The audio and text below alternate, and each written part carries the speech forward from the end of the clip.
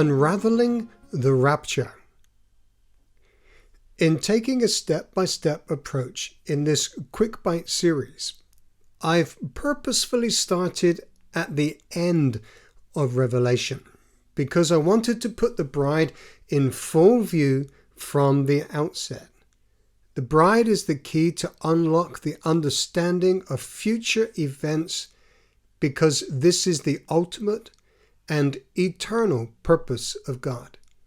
It is what He is after, His objective, His heart, to create an exquisite bride for His Son. Having a bridal consciousness enables us to see things from God's perspective, from a higher elevation.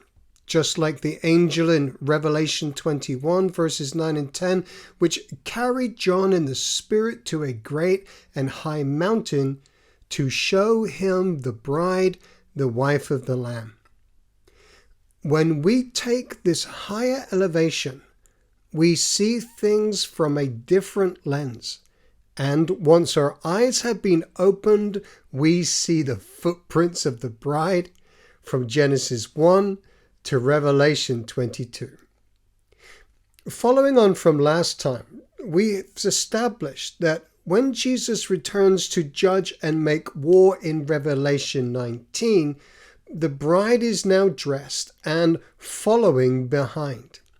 Jesus isn't returning to earth for his bride, he's returning to earth with his bride. This leaves us with the question about the rapture. Because if the bride is in heaven in Revelation 19, then that means she has been gathered up beforehand. The moment we talk of the rapture, we are instantly into deep water, not least because the Bible never actually uses this word. Great care is needed in our exegesis if we are to navigate our way through the minefield of historic differences of opinion on the use of the word and when or even if it takes place.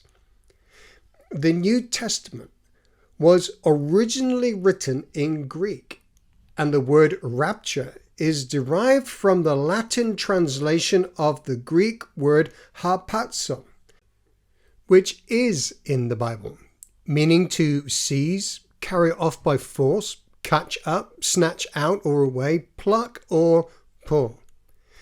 Though this word has lots of uses, and not necessarily in the way we are more familiar with, for the purpose of clarity, when mentioning the word rapture, I am referring to the Greek word harpazo in the way that Paul did, meaning a catching up in the air.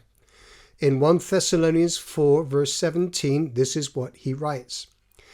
Then we who are alive and remain shall be caught up, harpazo, together with them in the clouds to meet the Lord in the air.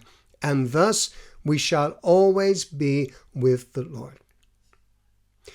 The next challenge that we face is one of the most well-known passages some people use to refer to the rapture actually doesn't use the word harpazo or rapture at all. Matthew 24 verses 29 to 31. Immediately after the tribulation of those days, the sun will be darkened, and the moon will not give its light, and the stars will fall from heaven, and the powers of the heavens will be shaken. Then will appear in heaven the sign of the Son of Man, and then all the tribes of the earth will mourn, and they will see the Son of Man coming on the clouds of heaven with power and great glory. And he will send out his angels with a loud trumpet call, and they will gather his elect from the four winds, from one end of heaven to the other. Jesus is teaching here and explaining that he will send out his angels to gather his elect from one end of heaven to the other. The word to gather is episunago, meaning to gather together in one place, to bring together to others already assembled. There is nothing within the word itself that gives any thought of gathering upwards into the air. This passage on its own would not be enough to support the rapture as we know it, because there's nothing to say that those the angels gathered do not remain upon the earth. Indeed, the pre-tribulation view is that this passage does not refer to the rapture, but as the physical gathering of the Jews back to Israel, which does happen, of course, but I will share another time how I see that unfolding.